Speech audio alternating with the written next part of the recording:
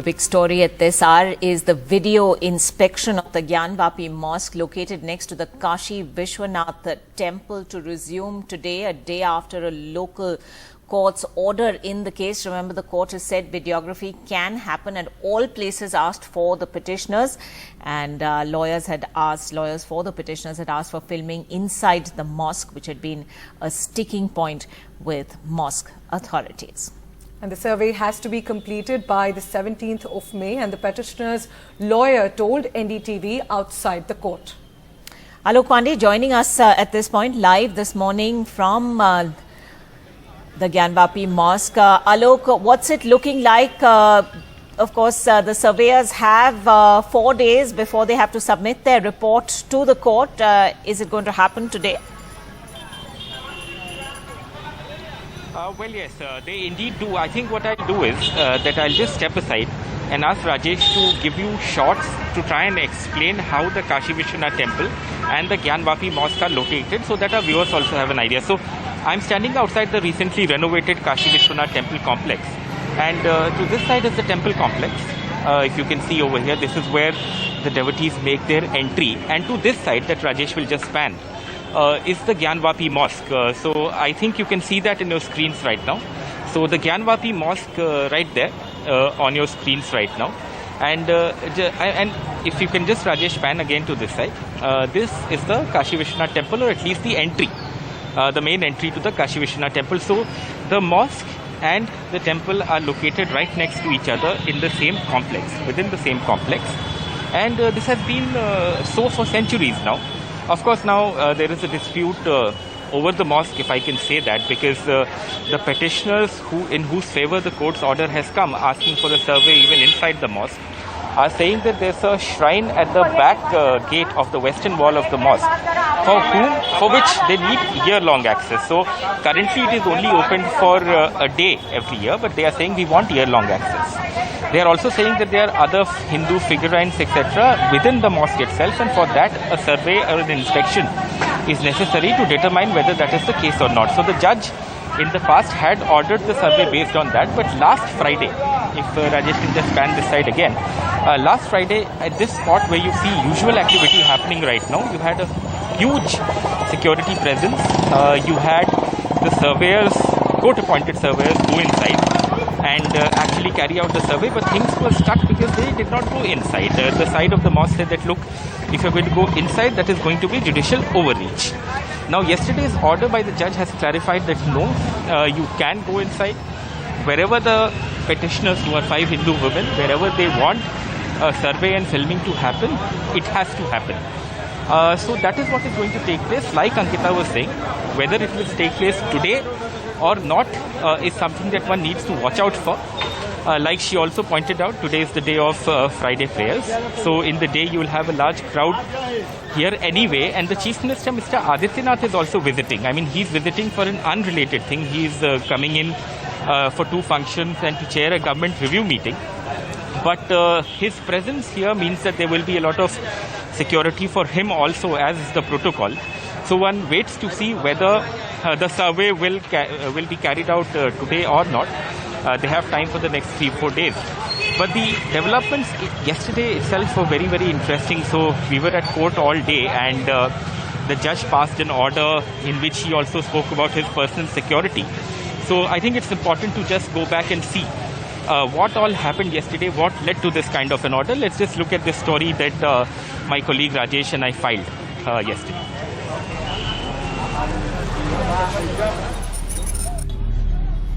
Court-appointed officials and lawyers have been allowed to go inside and survey Varanasi's famous Gyanvapi Mosque next to the Kashi Vishwanath temple.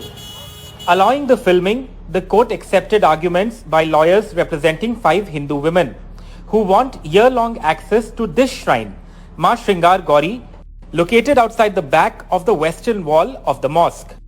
The petitioners say they want the survey to also be held inside the mosque and in its basement to look for figurines of Hindu gods and goddesses. The Kashi Vishwanath temple and the Gyanvapi Mosque are located next to each other in Varanasi, heavily guarded at all times. The site is politically sensitive too. It was one of the 3 temple mosque issues, Ayodhya and Mathura the other one, which the BJP raised in a major way in the 80s and 90s, propelling it to power in the later years. But in its order, the court has said videography can happen at all places asked for by the petitioners. And a report on the survey is to be submitted before it by next Tuesday.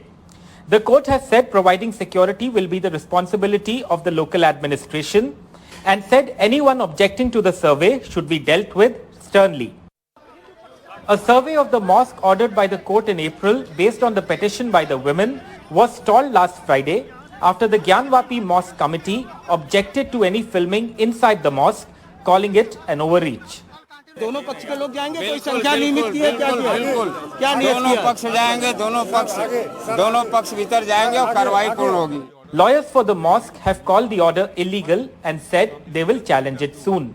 Din Muhammad case, I have to yesterday I argued and copy of the that judgment I have already given to the Honorable Court to peruse that, and in that judgment it has clearly been held that the mosque, courtyard and the land underneath is a work property, and we will challenge it in the upper court. How soon would you file that challenge, sir? Very early. The lawyers for the mosque also argued that any filming inside the mosque would be in violation of the Places of Worship Act that provides for status quo at religious places. The lawyers also highlighted the Supreme Court's Ayodhya judgment that they said called for a status quo on all other places of worship. Of the 5 women who went to court, the main petitioner, Rakhi Singh, is from Delhi and is part of an organization called the Vishwa-Vedic Sanatan Sangh that claims it has no political affiliations. In his order, Civil Judge Ravi Kumar Divakar said, "An atmosphere of fear has been created. Such fear that my family was worried about their and my safety. Whenever I was stepping out of my house, my wife used to worry about my security." In Varanasi with Ajay Singh and camera person Rajesh Gupta, this is Alok Pandey, NDTV. Alok, a quick follow-up question to you. In terms of security, has that been raised at all today, post the court's order? Well, I think the security at the moment is usual, because like I pointed out, there's a contrast to what it was last Friday. Last Friday, if you came here, you would find only policemen in the frame that Rajesh is showing you right now. Policemen and policewomen or police personnel. And, entry inside was strictly regulated. It was not as free-flowing as it is right now. Right now, of course, you have a huge crowd of devotees, and this is the usual for Kashi Vishwanath and the Gyanvapi complex. People come in here at all times, and that is what is happening right now also. All of these people are coming in. These are all devotees who have come from far and wide different parts of the country to actually do their darshan here. And it's usual right now. There is no extra security, so to say. There is no atmosphere of tension, if I may say that too, because it's important to highlight that. Sometimes, one tends to think that because something like this is happening, the atmosphere will be tense, etc. But I have to say that at the moment, it is normal. It's important to point that out. However, the survey has to take place. Whether it takes place today, whether it takes place tomorrow, on Sunday, on Monday, that I cannot say. Ultimately, I don't think the work inside is more than 1 or 2 hours. That's what they need. They need to film. But when that will happen is something that I think needs to be looked at, whether it happens today or not. At the moment, a crowd of devotees here and things going on as usual, as on any day. All right, Alok, thanks very much indeed for that update. And moving on, a Chintan Shivir of the Congress will be underway in Udaipur today, and this is in fact the largest Congress meet in 8 years, Ankita. Rahul Gandhi has just arrived in Udaipur on a train. Harsha is joining us at this point with the latest. Harsha, huge crowds over there from what we can see in these visuals. But the focus now on this introspection conclave, there's lots for the party to think about and plan for ahead, particularly given those poll setbacks it's seen in recent months. And of course, the leadership question. Well, absolutely. Yes, absolutely. It's in fact the biggest gathering of the party in 8 years, when the party faces its worst downslide ever. And you're very right. The question of leadership is really the biggest challenge before the party. Now we're given to understand that there may be a clamour again here for Rahul Gandhi to take over the reins completely. But the election process has been set in motion, the internal elections of the Congress party, and it looks like he will not take the road to anointment. But he did make a political statement by arriving by train from Delhi, along the way meeting people, stepping out even as early as 4 and 5 in the morning, stepping out to meet party workers at Chittorgarh, and now leaving in a bus with Chief Minister Ashok Gehlot for this 3-day Chintan Shivir. But it's not only the central leadership where the challenge is. There are talks about what is going to happen with leaderships in Rajasthan, Chhattisgarh. Can those leaderships win them an election? Because I had spoken to Sachin Pilot yesterday, and he did talk about how everybody who's been invited here is under 40. So really, the party has to reinvent itself, look at youth leadership, look at what can be the formula to win again in Chhattisgarh and Rajasthan. Elections are just over a year again. How to counter polarization politics and many such issues. So will the oldest party really be able to reinvent itself? Well, they've called it the Nav Sankalp Shivir, which means in English, it's a meeting for new resolutions. So what's going to be new is something we are all going to be looking out for. Harsha, thanks so much. In other news, 2 people were killed after a helicopter crashed at an airport in Chhattisgarh's Raipur. The helicopter caught fire as the pilots were trying to land. Both the pilots on board died in the accident, and Captain Gopal Krishna Panda and Captain A.P. Srivastav were killed in the accident as per the police. Chhattisgarh Chief Minister paid his tributes to the pilot in a tweet. He said, "Just got a sad news about the state helicopter crashing at the airport in Raipur in this tragic accident. Both our pilots have died. May God give strength to their family members and peace to their departed soul in this time of grief."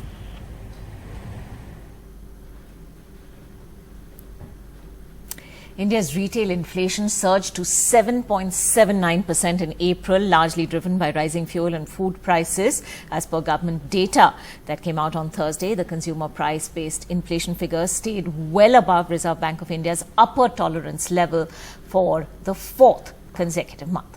And with this, Ankita, inflation is in fact at an 8-year high in April. In fact, an interesting point to note is that rural inflation was actually worse than urban inflation. Rural inflation stood at 8.4% as against urban, which was at 7.1%. Now, this is a big change, as a year ago, rural inflation was actually far lower than urban inflation. In fact, there's double-digit rural inflation in 4 states. In West Bengal, it's at 10.5%, Haryana at 10.3%, Telangana at 10.3%, and Madhya Pradesh at 10.1%. So inflation hitting rural India even more than urban. We can see the dividing trend being even more clear now, Ankita. That's right.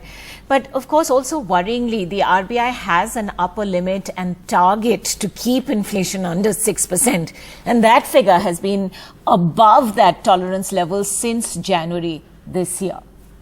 Now, what is driving this inflation? Let's understand that. Food and fuel are the obvious culprits, but inflation is across categories, from roti, kapra to makan. Inflation is driven by fuel and light, but also clothing and footwear. Fuel and light inflation is at 10.8, clothing and footwear at 9.85, and housing at 3.5, and food inflation at 8.4% compared to 7.7% in March. And another point of concern for the common man is that your money in banks is actually losing its value. FD interest rates mostly are just above 5% for 1-year deposits, and prices are rising a lot more than that at over 7%. So your money in the bank is actually losing close to 2% of its value, with inflation being more than deposit rates. So big concern for the common man there. Right. And this really is affecting, beyond the numbers and the macroeconomics, this actually really affects people, particularly those with lower and middle incomes, when it comes to just forking out their household budgets. Take a look.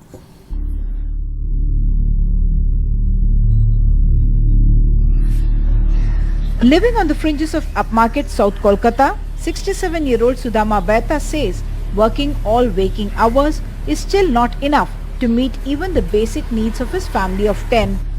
Inflation, he says, has become a life and death issue.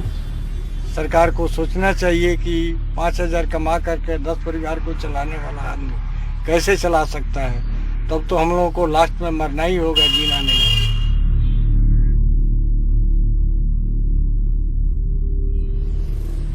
Yellow taxi driver Mridul Nag says income has in fact dipped but his costs have spiraled, both fuel and domestic expenses. ये 7,000 रुपये में परिवार चल रहा था? ना अभी नहीं चल रहा। कैसे चला रहा था? वो ऐसे चल रहा है, दाल भात खा के।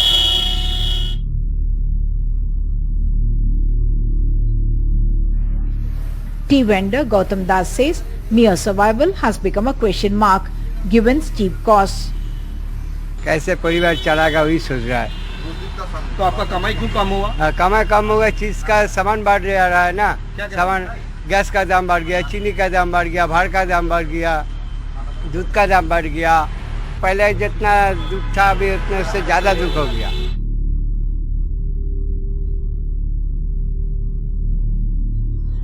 In Kerala's Thiruvananthapuram, 44-year-old Lajes Pereira points out that inflation this time has spared none.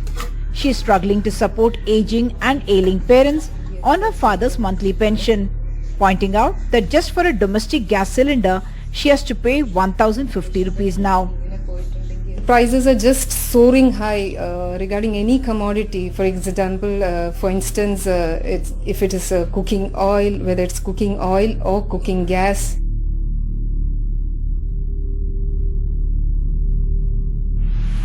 In Guwahati, 40-year-old Rajshri says she had high hopes from the BJP government, but is now disappointed as the price of all essential commodities has gone up, but her husband's earnings have dipped. So running the household has become a challenge. हम लोग कैसे चलेंगे? Income भी तो चाहिए ना, school का admission है, खाने का है, खाने को तो सब्जी वगैरह सबका दाम बढ़ा दिया है. The prices are too hot to handle and across the country, inflation has spared no one. Mr. Prasad, who's been doing this business for the last 20 years, says even the COVID pandemic he was able to cope with. But the price rise has been too hot to handle and to survive.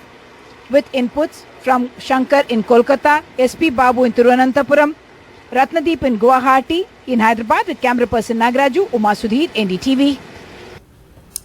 And reacting to those inflation numbers, the Congress's Sachin Pilot flagged the prices of lemons, the price of cooking gas, and said it was untenable that the government was deflecting on these issues. Development पर चर्चा करो, महंगाई, बेरोजगारी, अर्थव्यवस्था के ऊपर, किसान कृषि के ऊपर, इन मुद्दों से लोगों का ध्यान डाइवर्ट करने की जो कोशिश कर रहे हैं, मुझे लगता है उसमें नाकाम रहेंगे। नींबू 300 रुपए किलो बिक रहा है, सिलेंडर 1000 रुपए का है, तो महंगाई भी कम करनी पड़ेगी। भावनाओं से खेलकर आप वोट लेंगे, वो मैं समझता हूँ देश का हम भला नहीं कर रहे हैं। हम लोगों को धरातल के इश्यूज को टेकअप करना पड़ेगा।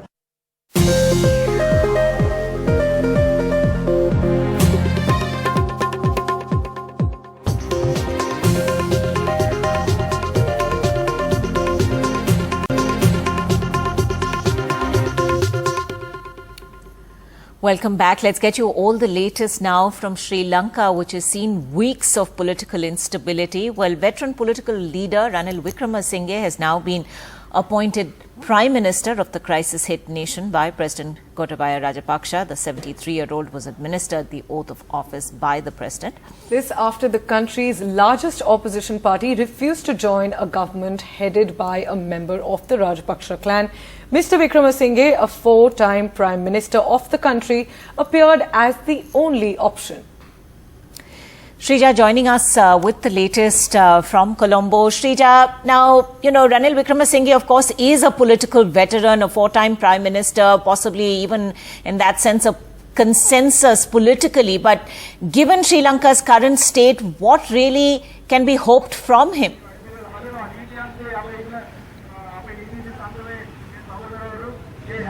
Well, firstly, to talk to you about in terms of what's really changed in the last few hours after the appointment of Ranil Wickremesinghe as the Prime Minister of Sri Lanka is that the protests have not simmered, or for that matter, it hasn't weakened. What you see right behind me is, people still on the streets.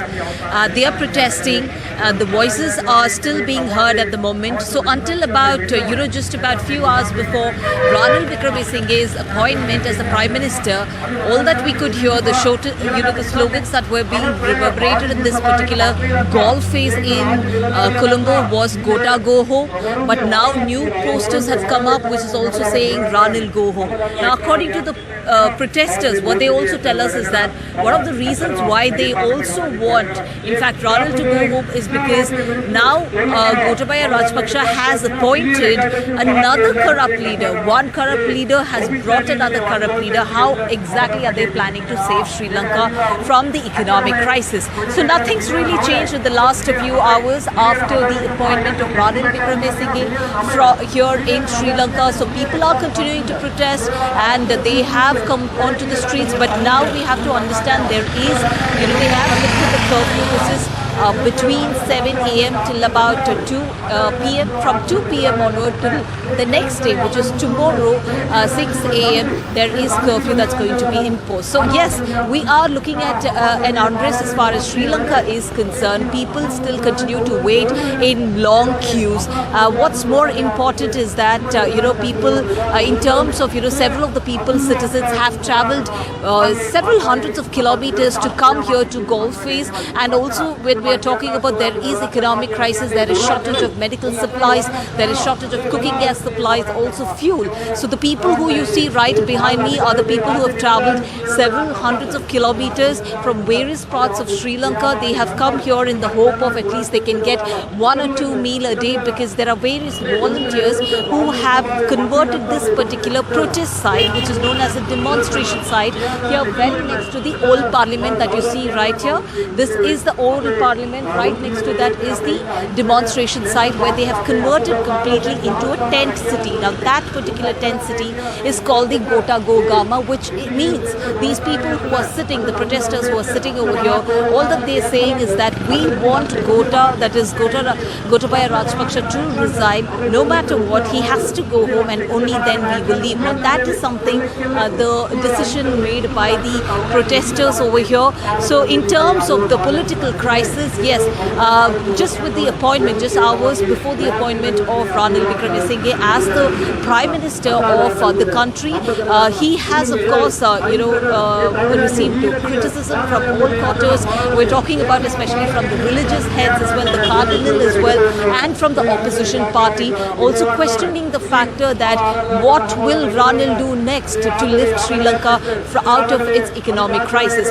But this is something that we have to watch, because in terms of what we did, of course, show our viewers was the unison, because all this while the Rajpakshas was riding high on the Sinhalese vote share, which is the maximum in the country of Sri Lanka. So this is what we found out in terms of our reportage here in Sri Lanka.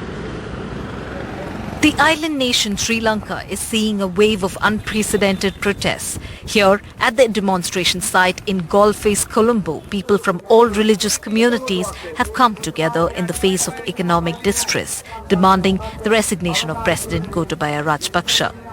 The Rajpakshas came to power on the back of muscular nationalism, riding high on the back of the support of the majority Sinhalese community. Minority Tamils, Muslims and the Christians bore the brunt of this.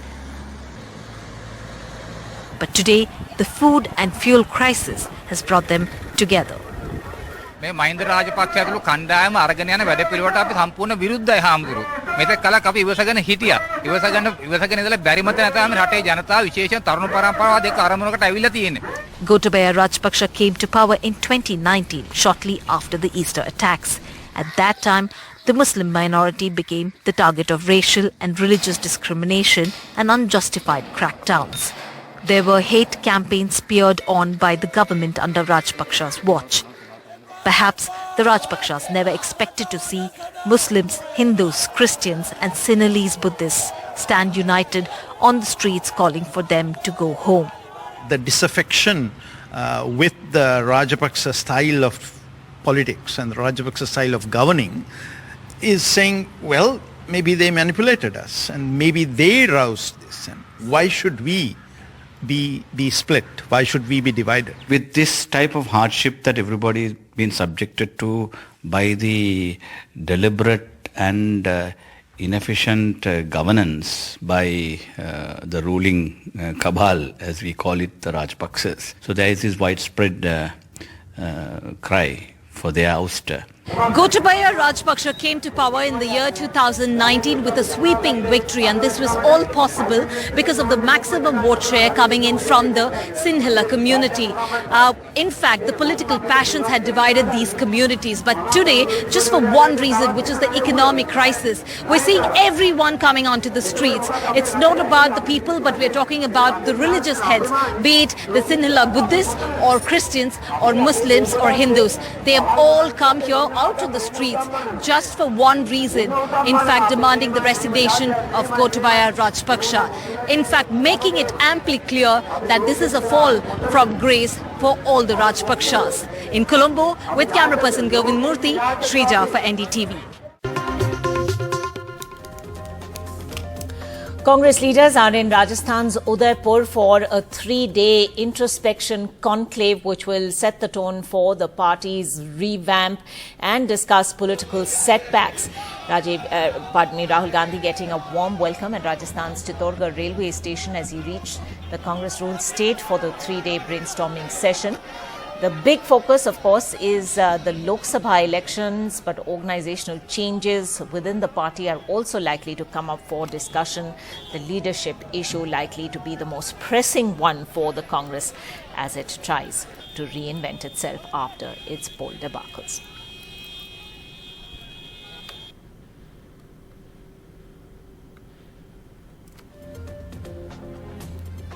And I'm joined by somebody who's a close confidant of Rahul Gandhi, Mr. Manik Tagore. What exactly are we going to expect in Udaipur in the next few days? Congress party is going to prepare its plan for 2024, and as we did it before Shimla in 2023 for the 2004 elections, Congress is going to prepare for a plan which will have variety of issues included, and the Congress party's top leadership and the younger leadership is also involved in it. Hope that we come up with a better narrative, a winning narrative in 2024. Will Rahul Gandhi take over as Congress president? This is not the Congress party elections here. It is a Chintan Shivir where 422 delegates has been invited to speak, discuss about critical issues of the party, and about the Congress presidentship. Congress party election process has started, and we all hope that the Congress party's election process, which is a democratic process, will conclude in the election of a president who is acceptable to all of us. So will that be Rahul Gandhi? That's the question. If you ask my vote is for Rahul Gandhi. Okay. The other, but I mean, is Rahul Gandhi ready to accept it because he has had misgivings about it?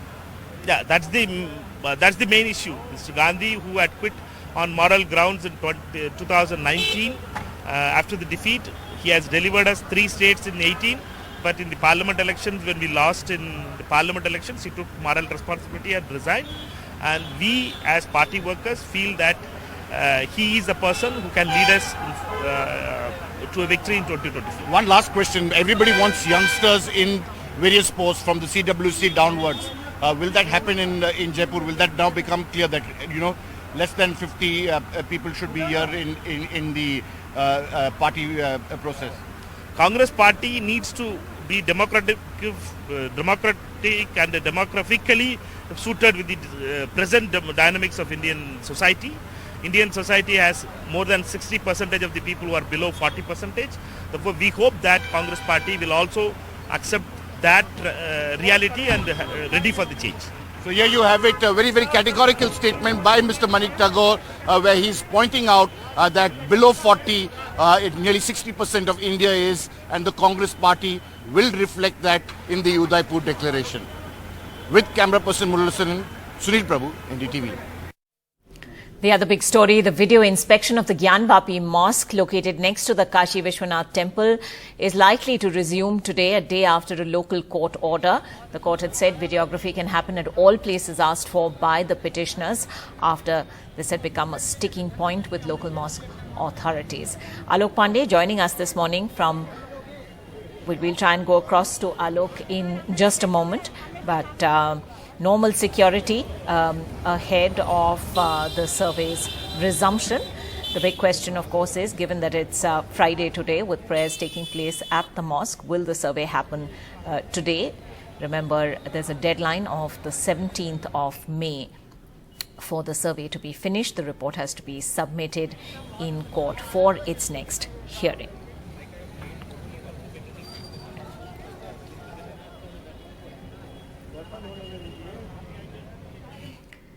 India's retail inflation has surged to 7.79% in April, largely driven by rising fuel and food prices. The consumer price-based inflation figure stayed well above the RBI's upper tolerance limit for the fourth straight month. So 7.8% retail inflation, that's hit an 8-year high. Rural inflation in April at 8.4% is worse than urban at 7.1%. The big change, a year ago, rural inflation was far lower than urban, and there's double-digit inflation in 4 states, West Bengal, Haryana, Telangana and Madhya Pradesh.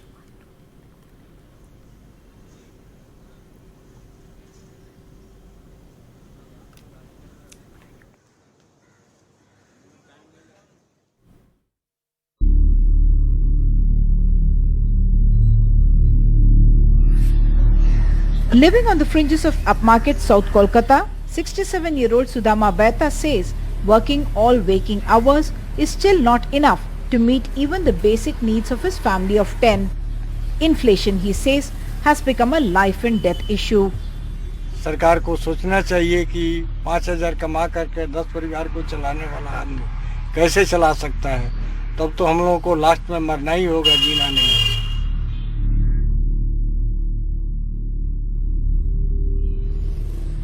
Yellow taxi driver Mridul Nag says income has in fact dipped, but his costs have spiraled, both fuel and domestic expenses. ये 7,000 रुपये में परिवार चल रहा था? नहीं चल रहा। कैसे चला रहा थे? वो ऐसे चल रहा है, दाल भात खा के।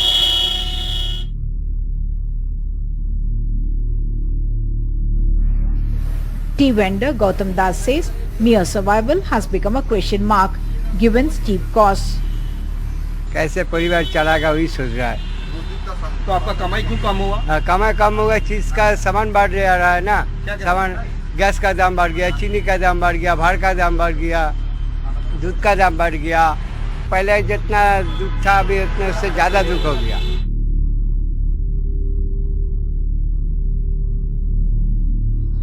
In Kerala's Thiruvananthapuram, 44-year-old Lajes Pereira points out that inflation this time has spared none. She is struggling to support aging and ailing parents on her father's monthly pension, pointing out that just for a domestic gas cylinder, she has to pay 1,050 rupees now. Prices are just soaring high regarding any commodity. For example, for instance, if it is cooking oil, whether it's cooking oil or cooking gas.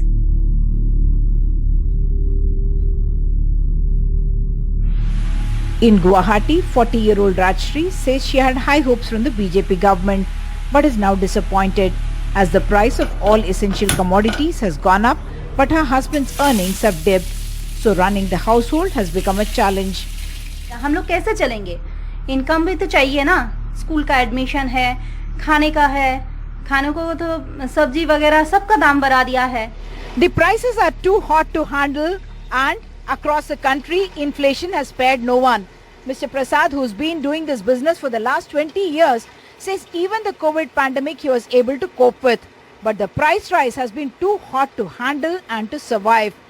With inputs from Shankar in Kolkata, SP Babu in Thiruvananthapuram, Ratnadeep in Guwahati, in Hyderabad with camera person Nagraju, Uma Sudhir, NDTV. Well, the Congress's Sachin Pilot speaking out against those inflation numbers, and he said when lemons were 300 rupees a kilo, cooking gas more than 1,000, the government could no longer deflect. Development पर चर्चा करो, महंगाई, बेरोजगारी, अर्थव्यवस्था के ऊपर, किसान कृषि के ऊपर, इन मुद्दों से लोगों का ध्यान डाइवर्ट करने की जो कोशिश कर रहे हैं, मुझे लगता है उसमें नाकाम रहेंगे। नींबू 300 रुपए किलो बिक रहा है, सिलेंडर 1,000 रुपए का है, तो महंगाई भी कम करनी पड़ेगी। भावनाओं से खेलकर अब वोट लेंगे, वो मैं समझता हूं देश का हम भला नहीं कर रहे हैं। हम लोगों को धरातल के इश्यूज को टेकअप करना पड़ेगा। Well, returning now to that big story we've been tracking, survey likely to resume at the Gyanvapi Mosque near the Kashi Vishwanath Temple. Alok joining us with the latest on that. Alok, any word yet on whether that video filming inside the mosque is likely to happen today or not? See, I think what may happen today is that all stakeholders will be put on board by the administration, meaning that they are likely to meet everyone together to chalk out a roadmap of how to do this. Because this is an area, and again I'll ask Rajesh to give you a few shots, where you have two religious places of worship right next to each other. So in your frame you see the Gyanvapi Masjid right now, which is the mosque, and this is of course located within the complex that also houses the Kashi Vishwanath temple, whose entry gate I am showing you right now. This is gate number 4, and this is the main gate from where all devotees go inside. At the moment, like you can see in your frame, I'll just walk a little ahead. Things are absolutely normal here. So last Friday, when the first part of the survey took place, and of course there was a dispute about whether filming can take place inside the mosque or not, you had scores of police personnel here, and they were all standing outside this gate. But today you see, I can see somebody in the frame taking a selfie, and I can see other devotees also getting their photographs clicked. So I just want to point out that at the moment, things are normal. And they were normal even last Friday, there were those who reported tension ho raha hai. There was no tension as such. But of course, because this is a sensitive exercise, you have to have a host of police personnel, and the side of the mosque was also objecting to the fact that they didn't want anyone to go inside the mosque. Now, the judge in his order yesterday has said that wherever the Hindu petitioners who want year-long access to a shrine inside the mosque complex, wherever they want filming to take place, that filming has to take place. So it will happen. There is time till the 17th, and today I think it's the 13th, right? So they have today, tomorrow, day after, and Monday to do this. And today also is the day of Friday prayers. So one waits to see whether it will happen today or not. It's seeming a little unlikely, but then it doesn't take too much, the police can be posted here, people can go inside if all stakeholders are on board. So we'll have to wait and see how the day pans through. But like I said, just to give you a 10-second pan more of this area, at the moment, the usual crowd of devotees coming in, the usual crowd going inside and offering prayers, etc. So things going on as normally as they would in Varanasi right now. All right, Alok, thanks very much indeed. And we'll come back to you for more updates as the day progresses. Let's move on. After terrorists killed a man in the Budgam district of Jammu and Kashmir yesterday in what appeared to be yet another instance of a targeted attack, there have been massive overnight protests. The body of Rahul Bhatt, a Kashmiri Pandit, has now been taken to Jammu as well. Nazir Masoodi joining us with the latest on that. Nazir, growing outrage now over this latest death? Yeah, there were multiple protest sites, just for the most part of the night till late last night. Kashmiri Pandit employees, they came out the transit camps, blocked roads, shouting slogans against the central government, against the Prime Minister, Home Minister, everybody, because they're outpouring of grief, outrage, anger, and they're saying how can the community, their members be targeted like this and repeatedly. This is the third killing of a Kashmiri Pandit in last 6 months. Two others have been injured. They were all target attacks. And there have been several incidents like this, like the migrant workers have been targeted. Panchayat members have been targeted. There are other people who have been targeted. But here, a Kashmiri Pandit employee in a magistrate's office, then gunmen barging into the magistrate's office, Tahsildar's office, where is all these in the same premises, SDM's office also at Chadura, killing the official there, and then managing to escape even as the security force launched a massive coordinated search operation, but the attackers, killers managed to flee. There's no doubt that the security force may track them down sooner than later, but the fact is, will they, actually prevent these incidents? That remains the biggest concern for the Kashmiri Pandit community. They are saying, stop these attacks, stop these killings. Why are they being repeatedly killed? Why, there are multiple, reasons are being cited behind these target attacks. But the fact it is the innocent people like Rahul Bhatt who bear the brunt, who face this wave of terror and attacks on them particularly for last 6-7 months because of the vicious, security situation, vicious, militant attacks there. And that's why these people are becoming targeted. That's why these people were actually for whole night, be it Vesu camp, Kashmiri Pandits blocked Srinagar Jammu National Highway. In Sheikhpura, they blocked Budgam Srinagar Road also. There are protests in Pulwama, Baramulla as well. Everywhere where we see Kashmiri Pandit employees, Pandit, they protest there, and in some places they are saying local Muslims were also with them protesting against these killings. We have seen, this vicious cycle of violence that goes on. People are getting killed. For example, day before yesterday, a youth Shahid Ghani Dar was killed in Shopia during an encounter. And now we see, this man, Rahul Bhatt, he was inside his office serving here for last 10 years. He was appointed as a clerk in Tahsil office under the Prime Minister's special employment package for Kashmiri Pandits. So really very, very, very tragic incident. They are being killed, targeted because of who they are. That is the worst thing to happen in any society. That's why everybody wants that not only this, cycle of violence should end, but guns should end from Kashmir. It should go forever. Why should anybody lose his life in this tragic way? The body of Rahul Bhatt has been taken late last night to Jammu in an ambulance, and final rites will be, performed there. During the night, we saw candlelight vigil by the Kashmiri Pandits. They were shouting slogans. There were anger. There were protests against the government as well. The question is, will the government ensure safety of Kashmiri Pandits? It's not enough to, devour. They will say they will capture or arrest those who are involved in this killing. The question is, will there be stop to these killings, these target attacks on Kashmiri Pandits, migrants, or anyone else? Because it is the responsibility of government to ensure safety of every citizen. Nazir, thanks very much indeed for joining us with those details. Time for a quick break. More coming up.